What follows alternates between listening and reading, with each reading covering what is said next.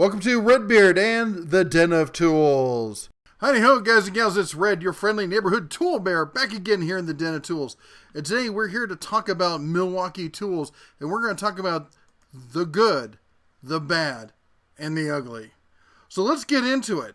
First thing we got to talk about is the tools themselves, and that is the high quality of tools that Milwaukee's been producing. Now, like any company, they've had their ups and their downs over the years, but as any of you who've been fans of the channel probably know, the first power tool I ever bought on my own when I started in the trades was a corded Milwaukee Sawzall, and honestly, the quality has just gone up from there. Now, you may argue that, you can't beat the old corded. Those things weighed a metric ton. And, I still have one to this day, and there's nothing like being able to get a cordless Sawzall to go into those tight areas, to be able to carry around the work site, and to get the work done that you need to do. Boy, I know I wish I had one back when I was doing this sort of stuff. And you know what the thing is? They don't just stop there. When they make a good tool, they keep innovating and perfecting it and finding different ways they can make that tool work better in lots of different situations. And that goes into our second, check mark for the good category for Milwaukee, and that is innovation. And innovation is key for Milwaukee. They keep coming out with great new tools, like this new installer tool that you see. You've probably seen this all over, YouTube's right now. They're pushing hard. This is the new hot tool that's come out. Now, granted, I may have snarked that it looks like a red ripoff of a Festool, but you know what? That's probably me just being jealous of the Festools, because Festool makes some fantastic tools. They're very expensive and a little oddball and stuff, and I don't agree with everything about this. I'm not a fan of the forward-facing guard there, the brass knuckles look on this, but there's no denying the usefulness in a tool like this. And Milwaukee is constantly coming up with new tools and finding new ways to make them better. They've reinvented the job site table saw. Just when DeWalt said, you need a 60 volt, blah, blah, this, that, and the other, Milwaukee found a way to make it work with the battery system that they already had, in-house and working already. They're constantly finding new ways, I should say, to make old tools better. Next thing we got to talk about is that power source, and that is lithium-ion batteries. This is a big win in Milwaukee's playbook, and one of the reasons is, let's be honest, they're the ones who invented it. There's some question as to who really invented the concept of it, but they're definitely the ones who patented it. In fact, if you don't know that, anybody who puts a standard 18/20 volt battery pack on one of their tools has to pay a royalty to Milwaukee. That's just the way it is. And they haven't stopped there. They've kept innovating and innovating, coming out with more and more powerful batteries, still in that 18 volt era, as they call it, the M18 lineup. In fact, the M18 lineup that Milwaukee has is one of the largest in the industries. It's ridiculous the amount of tools that they have, and they keep coming out with more and more tools every day. So the fact of the matter is, you can't feel bad about investing in this. There's no reason for any kind of, nervousness, like, I don't know if there's going to be enough tools for me. Trust me, there's enough tools for anybody there. And then we got to talk about the M12 line, because, man, Milwaukee has done something with 12 volt that nobody else comes close to. The 12 volt line there, they're doing things that other companies wish they could do. And their M12 lineup is as big, if not bigger, than their 18 lineup. There's nobody who comes close in the small, compact, portable power space. It's everyone else and then Milwaukee. And that's just the way it is.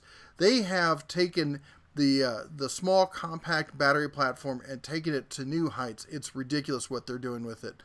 And on top of that, using that along with some of the other stuff, no one else is also chasing the specialty tool system the way Milwaukee is. And that's our next big win, which is if you're in one of the niche trades, if you're in automotive, if you're, in electrical, this thing, a digital ratcheting wrench with the 12 volt system. Oh, don't even get me started how I could have used this back in the day. Especially, and if you're in plumbing, oh my gosh, or HVAC, there's just all sorts of solutions out there for you these days that makes Milwaukee almost the go-to default standard when it comes to these tool lineups. Look at this. This is not an anomaly. You see more and more, specialty trades going completely red. It's just the way it is. And they're not being fanboys about it. It's just Milwaukee is the only one servicing them the way that they need it, which is coming out with all these tools and making their job that much easier. And then, speaking of which, is not only are they coming out with the tools, but Milwaukee has been backing it up. They offer a 5-year warranty on the tools, on most of their tools, and I believe it's 2-year warranty on the battery system. And on top of it, there's a lot of people who offer warranties.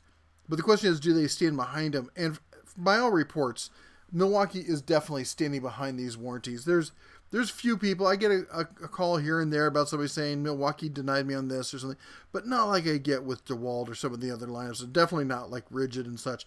Milwaukee is really doing their part to stand behind their tool systems. And last but not least, lest we forget, man, their pack-out system is just amazing. The only person or the only company coming close to a pack-out system like this is Festool. And I gotta say that Milwaukee is doing an excellent job. Yeah, Stanley's got their T-Lock and whatnot system, and they're trying to do their own thing, but nobody comes close to the system right now for the average contractor like Milwaukee does. There's just not really another option out there, and that's a sad thing, really. You'd think somebody would step up and come up with a solution for, the everyday bear kind of thing who doesn't need, an all Milwaukee one, because let's be honest, the price on these is not cheap. And speaking of which, that brings us to the bad part. All right, we talked about the good. Now we got to talk about the bad. We'll get to the ugly. And I'll be honest, there's not a lot bad to say about Milwaukee. We could talk about some of their tools aren't the greatest. They don't have a great rep when it comes to some of their stationary saws. They're good. They've gotten better. A lot of their tools that weren't great before have gotten better. The grinders gotten better and stuff. They've got some nailer issues. I know there's always somebody complaining about one of the hole hogs or something. I just think they get abused too much is all there is to that. But the fact of the matter is, the first and foremost issue as far as bad is the price of entry. Milwaukee is so focused on the established tradesperson that they've almost all but forgotten the entry-level people. And as such, their price of entry is way up there. Now you see that $179. You're like, for a professional quality tool, nice brushless tool, that's not bad. That ain't brushless, guys and gals. That's their basic brushed bottom of the line drill. And you're looking at, not on sale, $180. Does it go on sale for cheaper? Sure it does. You can get it with a single battery and a bag for a lot less than that. But that's your basic entry-level kit if you're trying to, get in the trades. And that's, for a lot of guys starting out, that's a pretty hefty chunk of change. All right, next on their list of things that could be better is a somewhat limited access to tools. They have all these great tools, but unless you know where to go looking for them, unless you happen to have one of these specialty hardware stores in your neighborhood, you may just be stuck with buying what the typical off-the-shelf stuff is at your local big box store. Now, if you're in a bigger market, you can find some stores like this that are full-blown, red, that they've got a marketing contract with Milwaukee to carry their full line of tools. And if so, then good on you. I mean, that's a great place to go and shop and find tools like this. I've got some near me, and I love looking at them. They got, just amazing selections of tools that you just won't see anywhere else other than, buying it online. But, the fact of the matter is, it's not like DeWalt, where you see DeWalt tools just everywhere. Milwaukee you'll find them in Home Depot, and you may find them in a few other places, but mostly you're going to find them in some really, serious specialty stores designed either for the general contractor or for, as I said, these niche trades that we talked about before. And last but not least, and that is that many of these new tools, as amazing as they are, they require you to invest in what is honestly a very expensive line of high output batteries from Milwaukee. They're just basically, without those batteries, the tool's a non-starter. It just won't get you the performance that justifies the price of the tool to begin with. And the price on these batteries can be extraordinary. All right, now as far as the ugly. Well, I'll be honest, these days, Milwaukee's gotten really serious about being a major player and doing right by the people who buy their tools.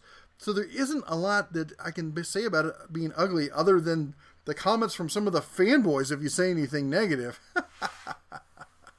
Yeah, go watch my top 10 reasons why Milwaukee sucks. It's a tongue-in-cheek video that if you make it to the end, you find out The Bear's actually a big fan of Milwaukee.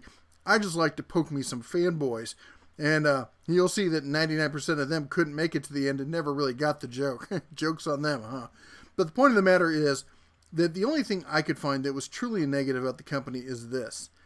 Milwaukee, when you hear that name, Milwaukee, you think of true blue Americana. This is an old school iron company coming out of the North Midwest making solid made American tools. But the reality is that's just not the case anymore. They were sold off years ago. The company is now based in Hong Kong, and before you call it just a write-off Chinese company, it's actually owned by this German dude, something Pudding. Julius Pudwell, I think is his name. Anyway, it's an interesting company that's had a long road to get here. I did a video here. I'll try and post a link up there. That's the history of Milwaukee. It's a fabulous country. It's a fabulous company. I'm actually a big fan of their tools. I think they're doing great stuff. But as I said, they're clearly focused on the pro, in fact, high-end pro, and the niche level pro markets, and not so much the entry-level person, much less the consumer. In fact, that's why we're rating this an 85% pro, 15% prosumer, and 0% consumer. If you're just the average Joe or DIYer, I would have to wave you off of Milwaukee.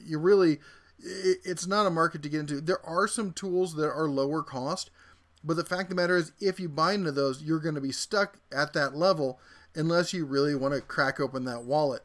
And that's why we only give it a 15% prosumer rating. This is a company that's really designed for the professional in the market. All right, there you go. There's your snapshot of Milwaukee tools, or Milwaukee as I like to say. Anyway, the Bear gives them an A+. I think they're a definite buy if you meet those criteria. If you're a professional in those trades and blah, blah, blah, blah, blah. If so, and you're thinking about buying them, it gets the Bear's thumbs up rule of approval there. Anyway, don't forget to check out some of the Bear merch down below as you pass by on your way out through the gift store. And don't forget also to check us out on Sunday nights for Tool Talk Live. We talk tech, tools, family, and business, so much more, 6 p.m. Pacific Standard Time. Be sure to be there. Check us out. You'll see Jeff and the missus and the Labradog and maybe some of the cubs. Who knows what. Anyway, thanks for stopping by. Thanks for being part of the Den. As always, have a great day. Take care. God bless. And as always, shine on.